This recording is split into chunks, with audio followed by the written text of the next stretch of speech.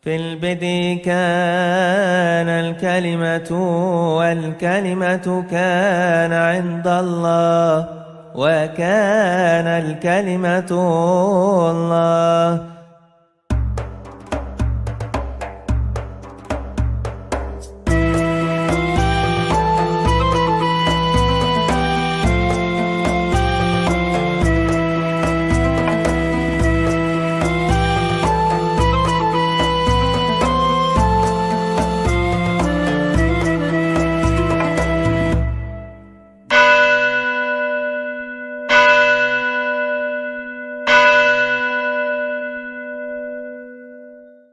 Nah ini saudara-saudara, jadi jauh sebelum kultus Dewa Matahari itu diperingati kelahirannya tahun berapa? Paling awal penyembahan Saturnalia di Roma itu tahun 274 Masehi. Pada saat siapa? Kaisar Aurelian. Buktinya apa? Mata uangnya ditemukan, koin mata uangnya. Pontifex Solis, penguasa sang matahari. Itu ditemukan, mata uang Majapahit ditemukan. Ini lebih kuno dari Majapahit, ditemukan. Makanya sering-seringlah ke museum, jangan terlalu sering ke mall. Kita harus menguasai akses informasi ke depan. Nah, sudah tahun 200. Kenapa 8 hari? Bukan hanya Hippolytus, tapi Julius Africanus mencatat yang sama. Jadi catatan dari tahun 125, 170, 189, tahun 200 sekian, tahun 230, semua mengatakan Yesus lahir 25 Desember atau 25 bulan Kislev. Penyembahan Dewa Matahari itu baru dipopulerkan tahun 274. Itu pun bukan 25 Desember. Loh, kok kita lebih percaya dengan opini tanpa bukti ketimbang dengan dokumen sejarah? Lalu dengan Jumawa kita mengatakan kalau gitu orang Kristen itu melestarikan penyembahan Dewa Matahari. Terus saya jawab, mas boleh ono dokumennya sitok ya 25 Desember Sol Invictus saya tak bayar tak kita boleh ono, jangan ketemu. Dan terus orang mengatakan kepada saya, Pak Bambang, Bapak begitu yakin dengan bapak-bapak gereja? Loh, kenapa saya bilang? Itu Hippolytus tahun 200-an Pak. Yesus lahir kira-kira awal tahun Masehi, 200 tahun setelah peristiwa Pak. Bapak yakin? Loh, yang 200 tahun kamu nggak yakin, yang kan 1800 tahun kamu yakin? Ini jelas-jelas angkanya 25 Desember. Ini tidak ada angkanya.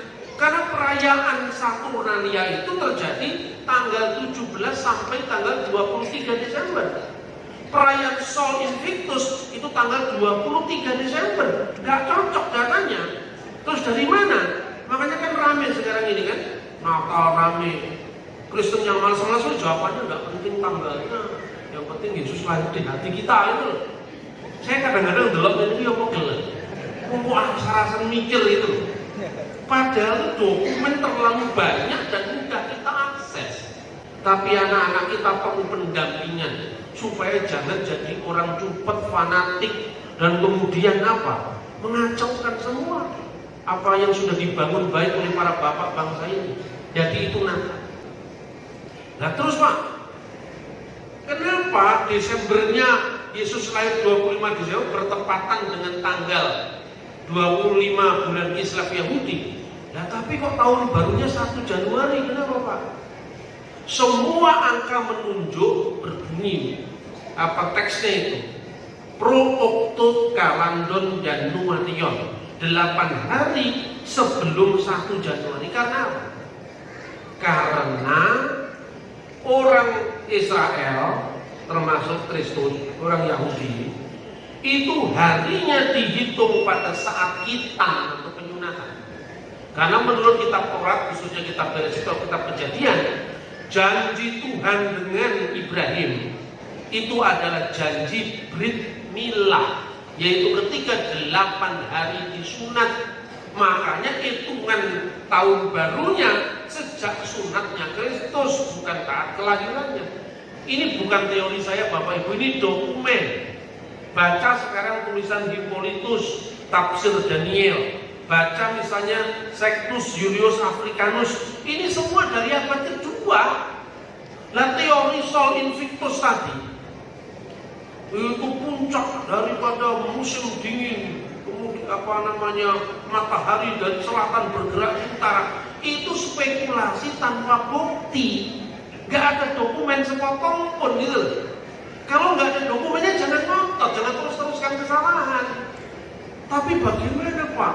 Masa sekarang bulan Desember ada domba-domba yang digembalakan pada musim dingin? Berjawab, ini musim dingin di Bethlehem bro, bukan di Eropa. Makanya ke Israel lah sama saya bulan Desember.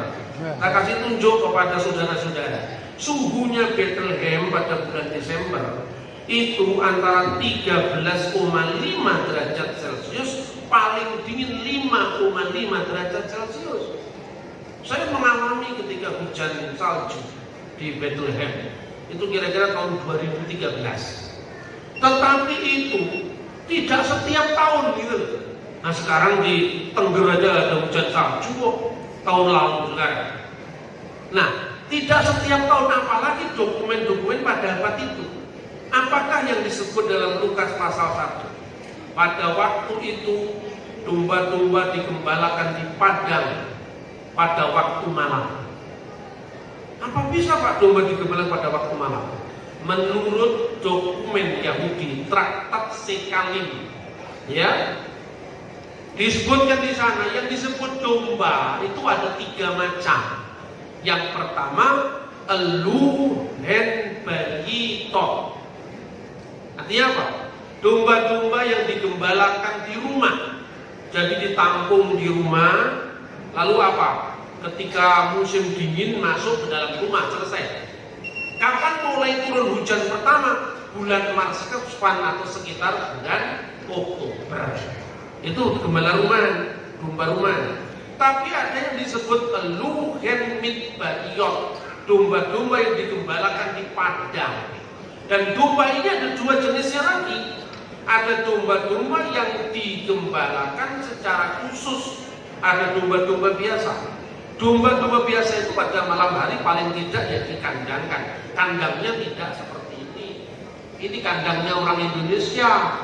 Di Timur Tengah yang namanya kandang itu adalah gua-gua, cerukan-cerukan gua. Inilah luar biasanya budaya, saudara-saudara. Saya kemarin tim kami bertemu dengan Presiden Mahmud Abbas ketika beliau menghadiri Natalan di Palestina, tepat tanggal 25 Desember. Saya lagi ke toilet, rombongan Presiden masuk gereja, anak buah bisa foto, saya tidak bisa foto. Ya itu hokinya dia. Gara-gara saya ke toilet, karena dingin malam hari. Nah, di Bethlehem, saudara-saudara, itu padahal orang sudah tahu kalau gua kelahiran Yesus itu grotto, artinya gua-gua. Ya bisa-bisanya itu gereja Katolik dari Prancis, dari mana, bikin kandang dari kayu juga. Apalagi kita yang ada di Tuban, mereka sudah menginjakkan kaki di Bethlehem, mereka tetap pakai kandang kayu. Makanya kalau ada orang Kristen di Indonesia masih bawa Sinterklas bagi hadiah, itu untuk anak kecil, bukan untuk orang dewasa. Nanti kalau sudah dewasa dikasih tahu, nak, aslinya Sinterklas itu hanya mitos belaka. Itu hanya pelajaran, hadiah-hadiah itu seperti teman muslim galak gampil. Gitu loh. Ini antara budaya dan iman itu kadang-kadang memang tidak selalu bisa terjelaskan dengan baik.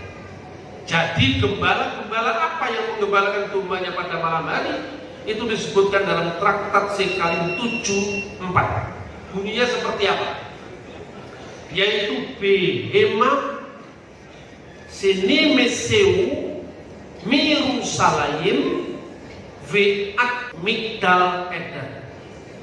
Domba-domba yang digembalakan di sebuah tempat tertutup antara kota Yerusalem sampai Migdal Eder. Ini sumber Yahudi tahun 160-an.